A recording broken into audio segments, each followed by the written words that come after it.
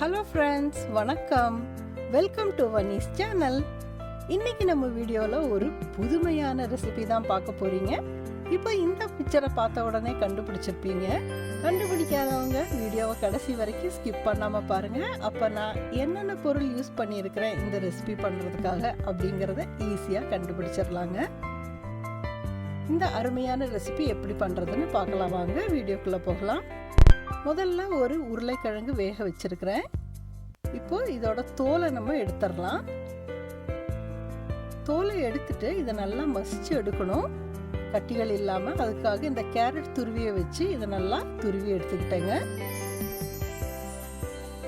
இதோட 1 table spoon அளவிற்கு பொடியாக நறுக்கின வெங்காயம், 1 டேபிள் ஸ்பூன் பொடியாக நறுக்கின கேப்சிகம் அதாவது குடமிளகாய், 1 டேபிள் ஸ்பூன் துருவிய கேரட், இதோட இஞ்சி பூண்டு விழுது அதாவது ஜிஞ்சர் கார்லிக் பேஸ்ட் சேர்த்துக்கலாம். நான் வந்து ரெண்டையுமே கொஞ்சமாக துருவி சேர்த்துக்கிறேன். ஃப்ரெஷ்ஷாக 2 பல் பூண்டு எடுத்துருக்கிறேன், ஒரு துண்டு இஞ்சி, இது எல்லாத்தையுமே துருவி சேர்த்துக்கிறேங்க.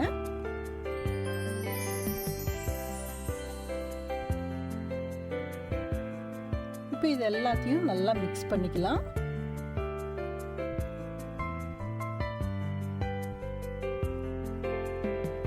நீங்கள் லேசாக எண்ணெய் விட்டு வானலியில் வதக்கி எடுக்கிறதுனாலும் எடுத்துக்கலாம், இல்லை இப்படியே கூட செய்யலாம். இதோட கொஞ்சமாக உப்பு, கொஞ்சமாக மஞ்சள் தூள், 1/2 டீஸ்பூன் மிளகாய்த்தூள், 1/4 டீஸ்பூன் அளவிற்கு கரம் மசாலா. ஒரு டேஸ்ட்டுக்காக தான் கரம் மசாலா சேர்க்குறோம். இது எல்லாத்தையும் சேர்த்து நல்லா கலந்து விட்டுக்கலாங்க. மிளகாய்த்தூள், கரம் மசாலா, உப்பு எல்லாமே எல்லாத்தோட நல்லா மிக்ஸ் ஆகிற மாதிரி நல்லா கலந்தாச்சு. இப்போ ஒரு பெரிய பவுலில் பச்சை தண்ணி எடுத்துருக்கிறேன். அதில் கொஞ்சமாக உப்பு சேர்த்து நல்லா கலந்து விட்டுக்கலாம். இப்போ இந்த ரெசிபி பண்ணுறதுக்கான மெயின் பொருள் இந்த கத்திரிக்காய் தான். இந்த கத்திரிக்காயோட தொப்பி பகுதி இருக்கு இல்லைங்களா, அதை வந்து கொஞ்சமாக கட் பண்ணி எடுத்துக்கலாம். இப்போ இதை ஸ்லைஸ் பண்ண போகிறோம். ஸ்லைஸ் வந்து ஃபுல்லாக ரவுண்டாக ஸ்லைஸாக எடுக்கிறது இல்லை, அடிபாகம் கொஞ்சமாக விட்டு ஸ்லைஸ் பண்ண போகிறோம். அதற்காக தான் 2 சைட்லேயும் இந்த நைஃப் வச்சு பேலன்ஸ் பண்ணியிருக்கிறேன்.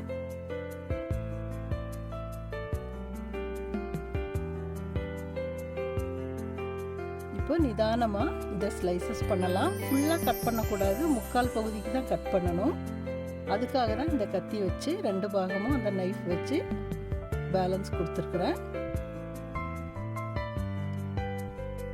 கொஞ்சம் பொறுமையாக நிதானமாக இதை கட் பண்ணிக்கலாங்க. கட் பண்ணிவிட்டு உங்களுக்கு காமிக்கிறேன் அது எப்படி வந்திருக்குதுன்னு.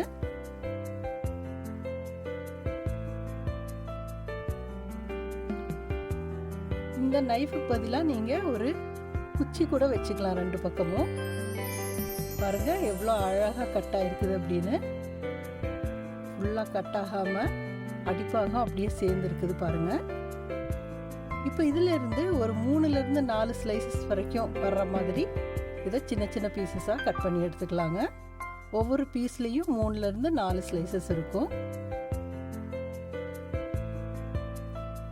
இப்போ இந்த கட் பண்ணின பீசஸ் எல்லாத்தையுமே அந்த உப்பு கலந்த பச்சை தண்ணி இருக்கு இல்லைங்களா, அதில் போட்டு லேசாக அழுத்தி விட்டுக்கலாம். இப்போ பாருங்கள், நான் இன்னொரு கத்திரிக்காயும் இதே மாதிரி கட் பண்ணியிருக்கிறேன்.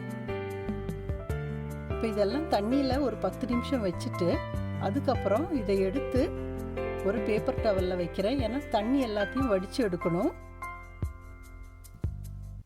நீங்கள் நல்ல ஒரு காட்டன் துணி இருந்தால் கூட துணியில் வச்சுக்கலாம் கொஞ்ச நேரம். இப்போ நம்ம ஏற்கனவே மிக்ஸ் பண்ணி வச்சுருக்கோம் இல்லைங்களா உருளைக்கிழங்கு எல்லாமே, அதில் கொஞ்சமாக கார்ன்ஃப்ளவர் அதாவது சோள மாவு சேர்த்துருக்கிறேன். 1 டீஸ்பூன் அளவிற்கு நல்லா மிக்ஸ் பண்ணியாச்சு. இப்போ இந்த ஸ்டஃபிங் இருக்கு இல்லைங்களா, இதை வந்து நம்ம ஸ்லைசஸ்க்கு நடுவில் வச்சு ஃபில் பண்ணணும். நம்ம 3லேருந்து 4 ஸ்லைசஸ் ஒன்றா வர மாதிரி கட் பண்ணியிருக்கோம் இல்லைங்களா, அதுக்குள்ளே வச்சு ஃபில் பண்ணியாச்சு பாருங்கள். ரொம்ப அழுத்த வேண்டாம், லேசாக அழுத்தம் கொடுத்து அந்த எக்ஸ்ட்ரா இருக்கிற மாதிரி இருந்ததுன்னா அதை நம்ம ரிமூவ் பண்ணிக்கலாம். இப்போ இதே மாதிரி ஃபில்லிங் எல்லாத்தையும் எல்லா கத்திரிக்காய் இந்த ஸ்லைசஸ்குள்ளேயும் வச்சு ஃபில் பண்ணிக்கலாங்க.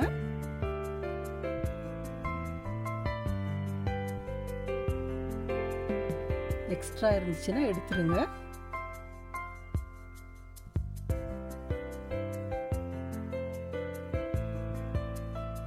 இதே மாதிரி எல்லாத்தையும் நம்ம ரெடி பண்ணி வச்சிட்டோம்.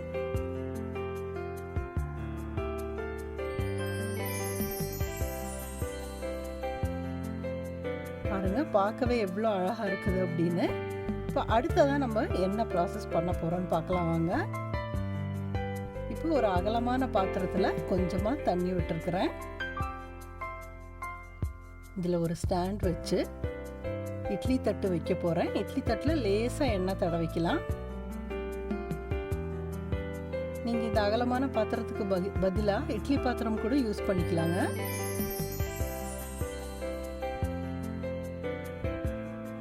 இப்போ இந்த இட்லி தட்டில் நம்ம இட்லி ஊற்றுறதுக்கு பதிலாக இந்த பீசஸ் ஸ்லைசஸ் வந்து ஃபில் பண்ணி வச்சுருக்கோம் இல்லைங்களா, இந்த ஃபில்லிங்ஸோட அப்படியே எடுத்து வச்சுக்கலாங்க.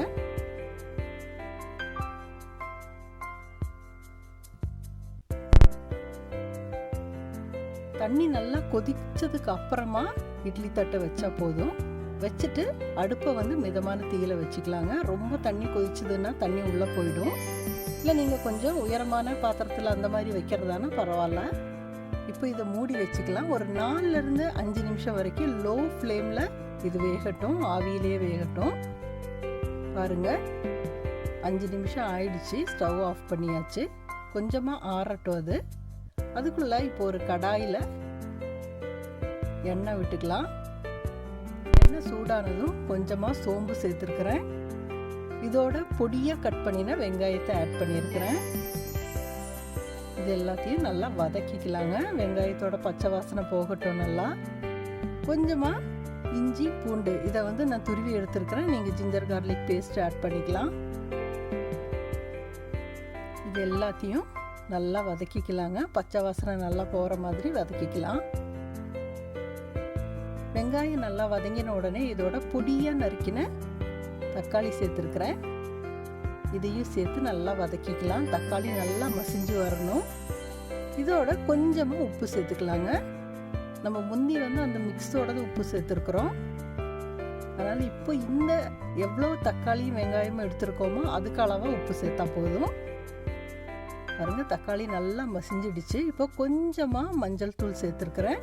இதோட கொஞ்சமாக மிளகாய் தூள், ஒரு 1/2 டீஸ்பூன் அளவிற்கு மிளகாய் தூள் சேர்த்துக்கலாம். நீங்கள் எந்த அளவுக்கு தக்காளி வெங்காயம் எடுக்கிறீங்களோ அதுக்கு தகுந்த மாதிரி மிளகாய் தூள் சேர்த்துக்கலாங்க. இப்போ மிளகாயோட பச்சை வாசனை எல்லாம் போய் அது நல்லா வேகிற அளவுக்கு இதை நல்லா வதக்கிக்கலாங்க.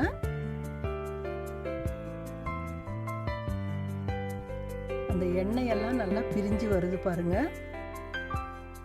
இப்போ இந்த ஸ்டேஜில் நம்ம ஆவியில் வேக வச்சு வச்சுருக்கிறோம் இல்லைங்களா ஸ்டஃபிங்கோட, அந்த கத்திரிக்காய் பீசஸை நம்ம சர்விங் பிளேட்டில் போட்டுட்டு இப்போ இந்த வதக்கி வச்சுருக்கோம் இல்லைங்களா தக்காளி வெங்காயம் எல்லாத்தையும் இதை வந்து அதுக்கு மேலால் சேர்த்துக்கலாங்க. இப்போ நம்ம இதுக்கு ஒரு தக்காளி சட்னியோட அந்த டேஸ்ட் வரும், நல்ல காரசாரமாக. இது தோசையோட சப்பாத்தியோட எல்லாம் சாப்பிட்டுக்கலாங்க. சூடான சாதத்தோடவும் சாப்பிடலாம். இப்போ மேலால் கொஞ்சமாக. மீண்டும் அடுத்த வீடியோவில் சந்திக்கும் வரை பாய். தேங்க்ஸ் ஃபார் வாட்சிங்.